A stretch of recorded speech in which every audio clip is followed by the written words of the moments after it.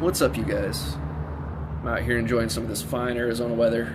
It's 9 a.m. and 90 degrees out here. But that's not what we're here to talk about.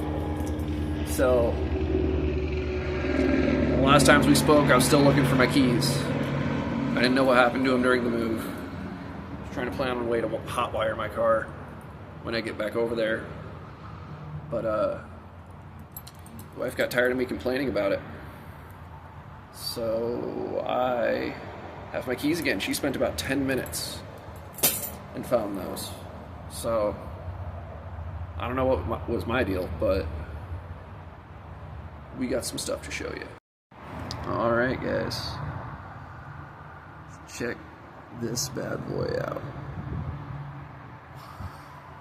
So if you're real keen, you'll notice in the video that I got the hardware in. It's not this hardware. So I ended up getting some flush tapered set hex screws, because the way these holes are, I wanted to kind of snug it down. Instead of just pulling it straight down, like pulling it straight down from the top, I kind of wanted to snug it down from the holes, because you can kind of see, oh, you kind of can't, oh yeah, you can right there. Things are kind of off center. So I wanted to make sure that there was good tension on the whole thing, snugging it down. Got me a Felpro gasket from O'Reilly's. Came with the actual manifold gasket, which I have like 5 of these now. Don't ask. But so I've got that for this side. Got the upper plenum gasket in there. Stuck a little bit of Permatex Ultra Gray on both sides just to try to extra seal everything up, because I don't know how flush this bad boy pulled down.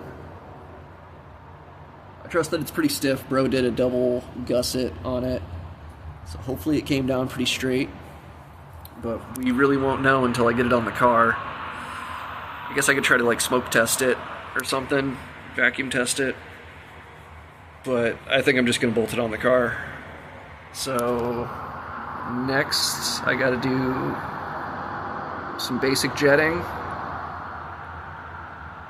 start routing my fuel line, and get a rough idea where all this is going to go. So on this 91 Accord, say the motor's right here, right? All my fuel stuff is coming in from this side. So I'm going to have my carburetor, I guess this would be my fuel rail, on the back side where it's cooler. On the back side, then I'll have, put a fuel filter right here, right up against this, so that way I'm not getting any junk into the carburetor.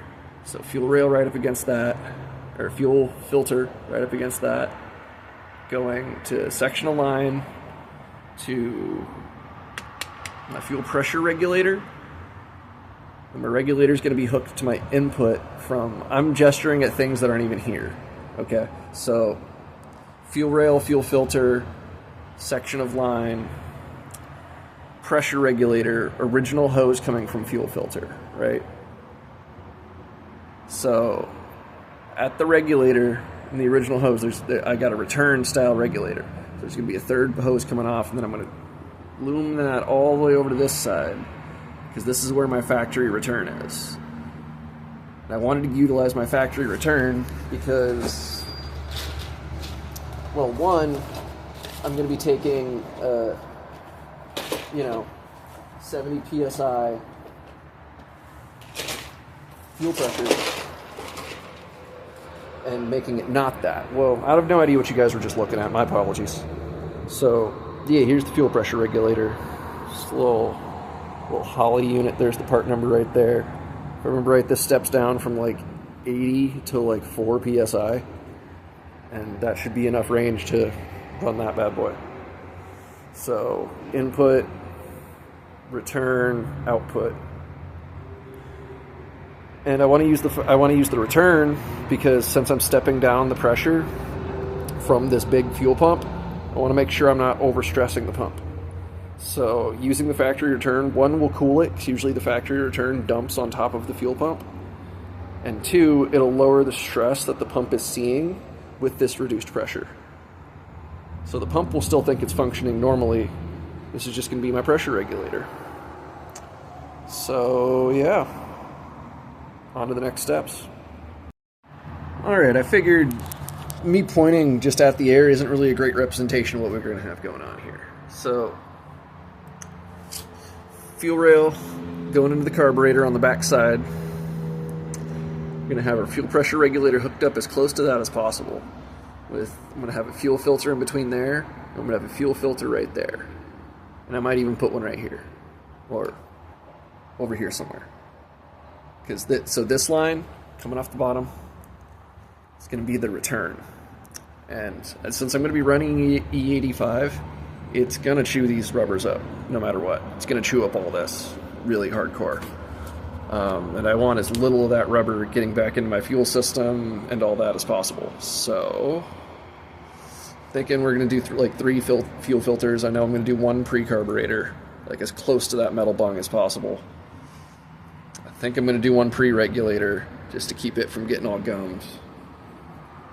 And then, yeah, I think I'm going to do 1 at the return where I'm marrying it to the factory.